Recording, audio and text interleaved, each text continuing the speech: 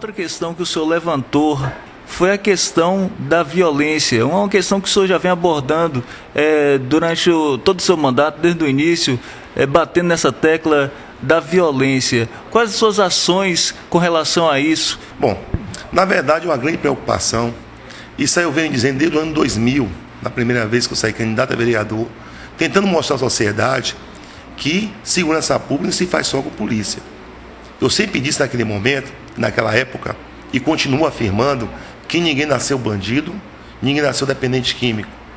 No primeiro momento, você tem uns jovens que encontram-se ainda na ociosidade, principalmente nos bairros periféricos, onde, de maneira muito fácil, conhece as drogas, quer ser na escola, quer ser no campo de futebol, uma festa que se vá. Então a droga, de certa forma, propagou. E seus consumidores também. Então, no primeiro momento, nós temos um jovem ou um adolescente doente, dependente químico, precisa de tratamento. Tratamento esse não há. Que nós temos, sempre disse, nós temos quantas bocas de fumo no nosso município. Ao mesmo tempo que eu pergunto, nós temos quantas casas de recuperação em nosso município. E nós temos quanto trabalho de prevenção em nosso município. Lógico, quem está ganhando com isso são os traficantes. Nós precisamos mudar esse perfil. Então, por isso que eu digo que toda a sociedade tem que estar imbuída para que possamos sair dessas mazelas e qual encontros na sociedade. Porque todos nós estamos, de certa forma, à mercê da marginalidade. Nós estamos com medo. Que medo seria esse? Dos nossos próprios entes queridos. Porque no momento que está doente, ele precisa de quê? Da droga, em função da dependência química. No segundo momento, ele precisa manter essa droga. Aí eu te pergunto, com qual dinheiro? A sua dependência fala muito mais alto. Então, ou seja, de um doente precisando de um apoio e que também não teve uma prevenção, uma conscientização. É por isso que eu digo sempre, as escolas têm que ter aula de toxicologia, causa, efeitos, consequências das drogas, para justamente nós darmos a esses jovens uma condição de vida, uma perspectiva de vida. Hoje eles não têm. Simplesmente estão aí. Então, nós precisamos retomar isso. Porque quando esse jovem vai furtar e vai roubar para manter seu vício, ele já virou bandido. De doente virou bandido. Então, no terceiro momento, vai sofrer não é só ele não. Ele vai contaminar toda a família que vai sofrer junto com ele, que é um ente querido, isso é natural. E no terceiro momento, nós temos a sociedade que anda com medo, amedrontada, e a segurança pública em nosso município.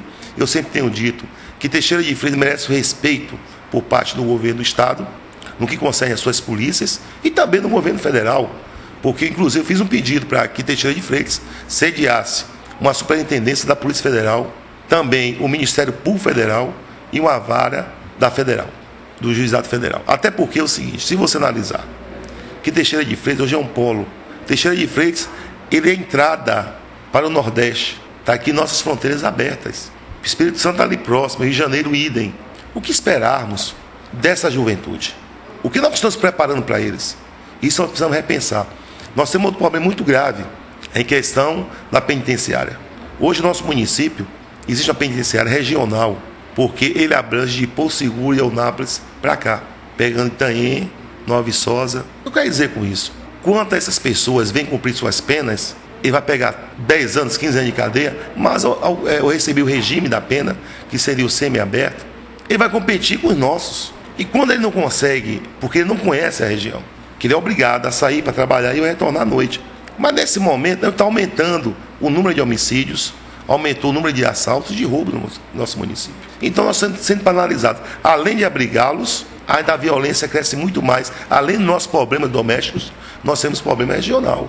E Eunápolis, você tem ideia, tem quase 3 anos que a penitenciária lá sai hoje, sai amanhã, se faz uma previsão e essa obra até o momento não foi concluída. Então é necessário dividir as responsabilidades. Isso o governo do Estado ele precisa repensar a questão não só de abrigar esses presos com a penitenciária em Eunápolis, que há quase 3 anos, repito, está por construir, como também na questão estruturais de nossas polícias. A Polícia Civil, a demanda é muito grande. Se mata em Teixeira hoje, 1 a 2 pessoas por dia. Aos finais de semana aumenta esse quadro. Nós temos poucos investigadores. Querem trabalhar, têm vontade de trabalhar, têm estímulo para trabalhar, mas não têm condições de trabalho.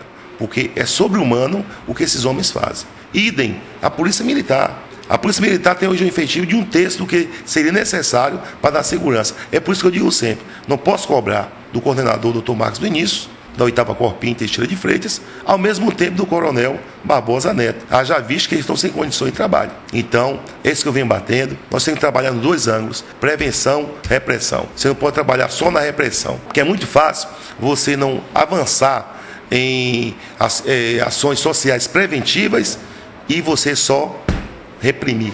Então, o que precisamos é justamente pensar e repensar qual é o futuro do nosso jovem.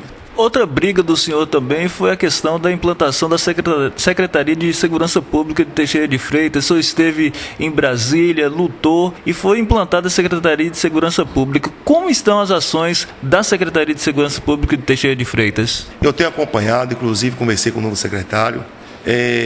Ficou de vir ao prefeito me garantiu que tinha chegado essa verba, agora precisa da contrapartida do município para poder capacitar esses guardas municipais. Foi uma briga minha também, porque antigamente os guardas profissionais, pai de família, não tinham respeito da própria sociedade. Por que isso? Porque não tinham um fardamento, não tinham capacitação, ou seja, que o município e outras esferas no nosso país precisa ter uma responsabilidade. Eu faço concurso público, não dou qualificação, essas pessoas depois eu quero cobrar. Então o guarda passava no concurso e ia trabalhar. E não pode ser assim. Primeiro, passou no concurso, qualificar para dar uma boa prestação de serviço. Então é isso que eu penso, até porque também é o seguinte, as escolas municipais hoje têm professores com medo de darem aula, ao mesmo tempo que vai alunos com medo de alguns coleguinhas. Então, o que é que nós precisamos? Dar uma sensação de segurança. As nossas praças que pertencem ao município, que é de responsabilidade do município, estão largadas. As pessoas estão se apoderando do bem público, que é de todos.